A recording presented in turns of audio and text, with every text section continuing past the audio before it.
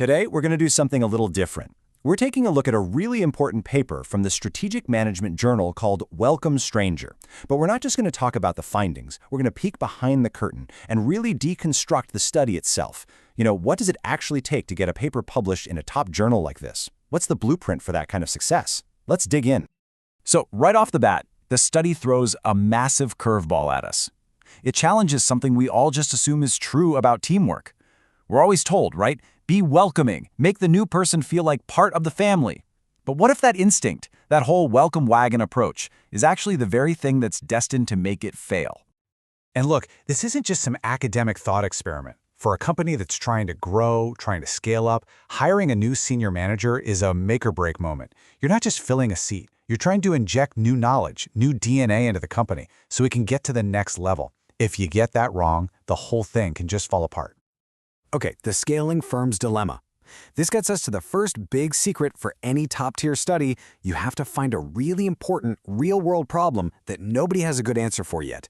Academics call this a research gap, and it's the perfect place to build a landmark study. So here's the puzzle in a nutshell. You've got these growing companies that desperately need fresh ideas. But the leadership team, they're often a band of comrades, A super tight-knit group that's been in the trenches together for years. And while tons of research had looked at how to hire people and how to keep them from leaving, almost nobody had looked at the most crucial part.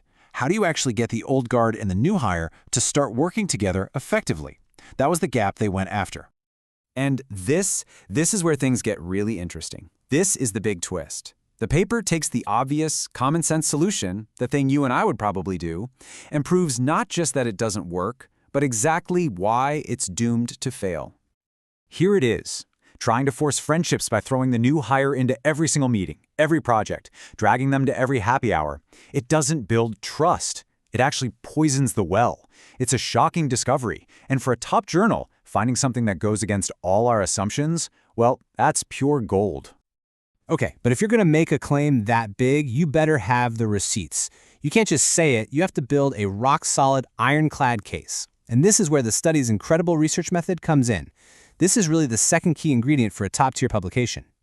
So what they do, they used something called an inductive multiple case study. Now, don't let the jargon scare you. Think of it like this. A survey can tell you what happened, but this method is all about finding out how and why it happened.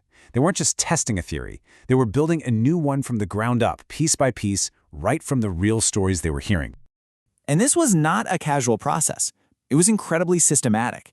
They started with 48 different companies and then carefully filtered that list down to just 8 that were almost like twins. Now, this is so important because by making everything else the same, the industry, the company size, they could isolate the one thing they wanted to study. And they didn't just pop in for a visit. They collected data for 6 years, constantly going back and forth between what they were seeing and the theory they were building. And when I say they collected data, I mean, get this. They conducted 376 in-depth interviews. That's over 700 hours of conversations. We're talking a mountain of data. What does a number like that signal to a journal reviewer? It says, hey, we lived and breathed this world. Our conclusions aren't a fluke. They are built on a deep, solid foundation. And just look at how carefully they picked these companies, all in the same industry, all founded around the same time, all had similar leaders. But here's the real genius move. In every single company, the original team all agreed they needed this new hire.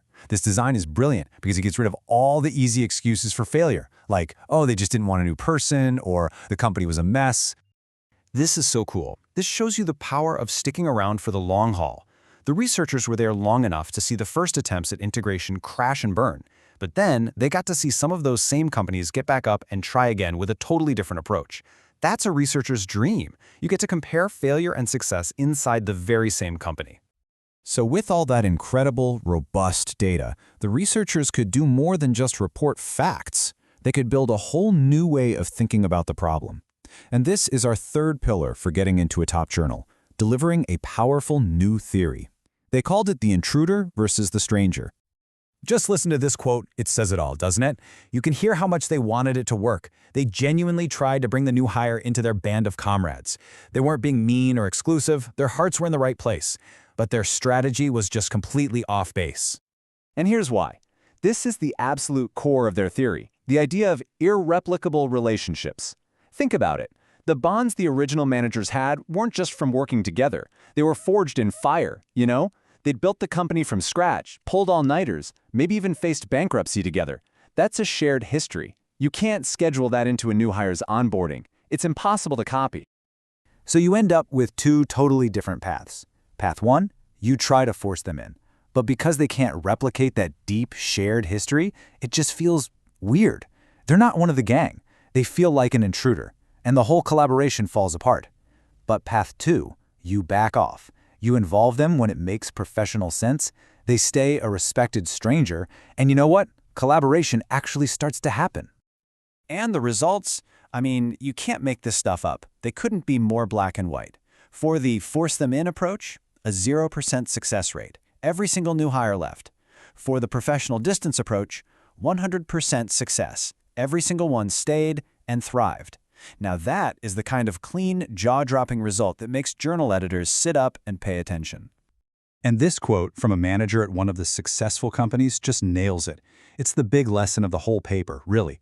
You just can't force camaraderie. Sometimes you have to let that professional respect come first, because that's what actually makes the work work. All right, so let's zoom out and put all the pieces together. What's the anatomy of a landmark paper like this? What's the secret recipe we've learned from taking this study apart? It really boils down to 4 key things. 1, it tackles a real problem that actual companies care about. 2, it finds a hole in what we all thought we knew about the world. 3, the way they did the research was so careful, so thorough that you just have to believe the results. And finally, number 4, it gives us a brand new, powerful way to think about the problem. And all this leaves us with a really big, kind of challenging question, doesn't it? I mean, we live in this world obsessed with networking, open plan offices, and mandatory team-building fun. The study makes you stop and ask, when have we taken it too far? And in what other parts of our work and our lives might a little professional distance actually be the real key to success?